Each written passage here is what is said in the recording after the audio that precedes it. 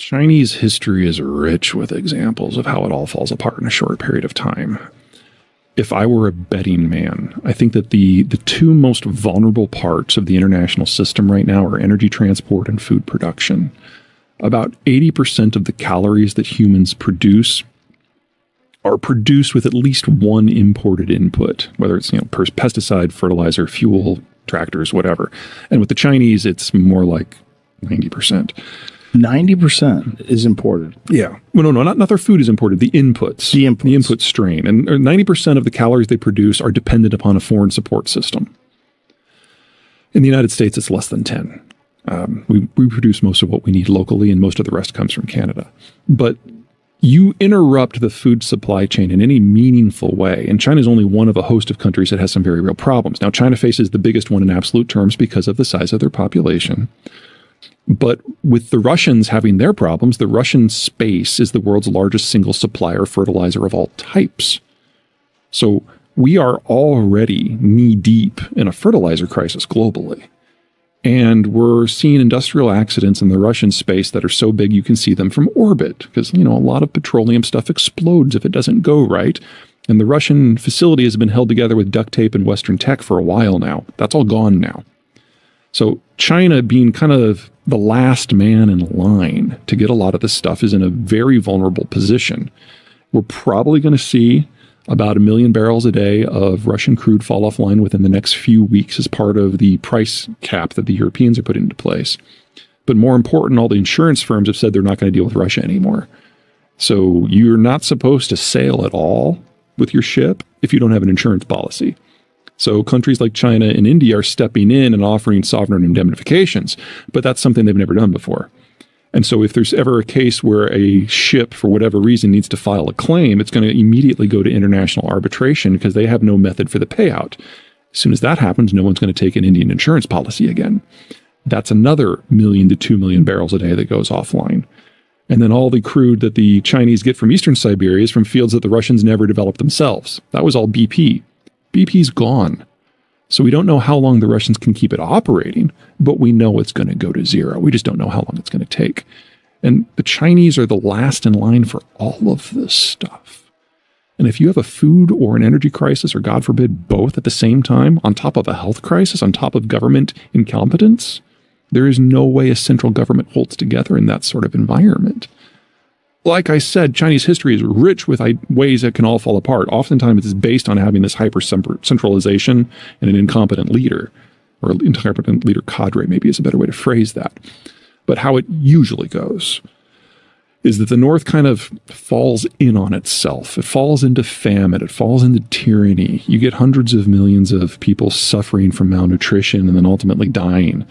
The coast goes one way. The interior kind of breaks off and shatters.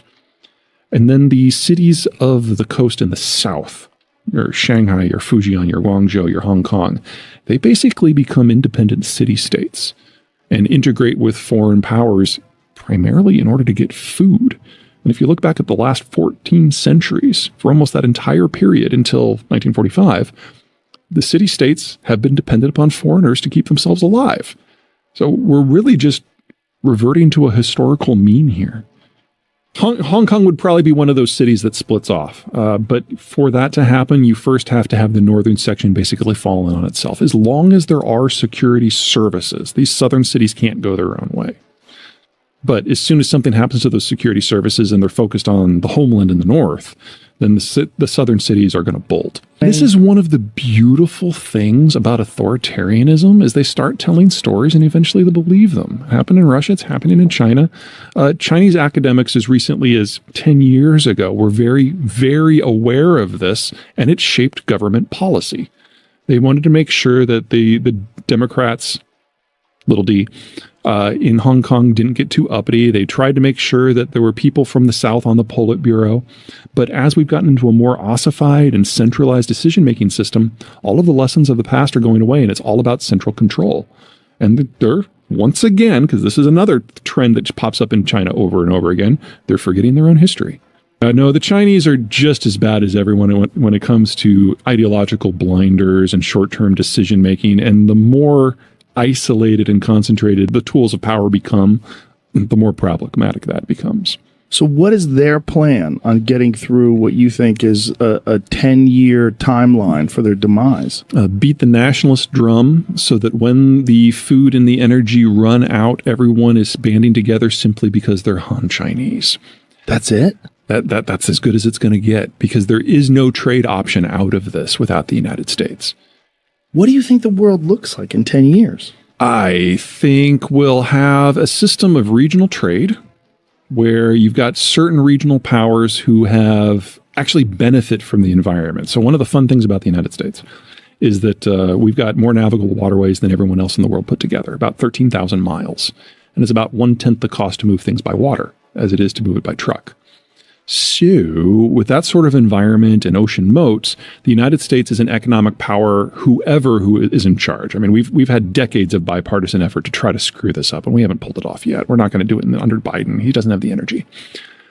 Which means that globalization, from our point of view, from an economic point of view, was a problem, because we had one of the world's best geographies.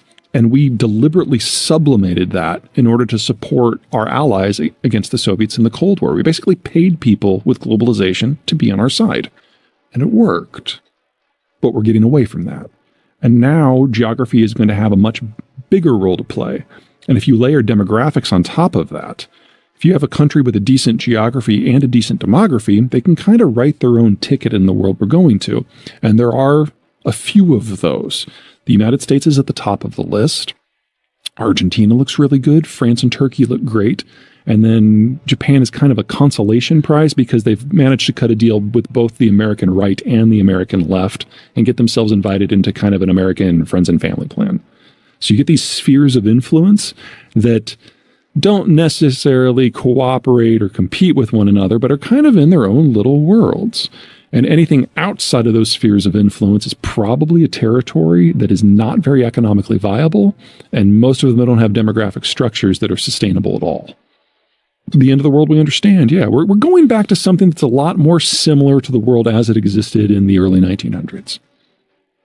But how does China come through this, though? They don't.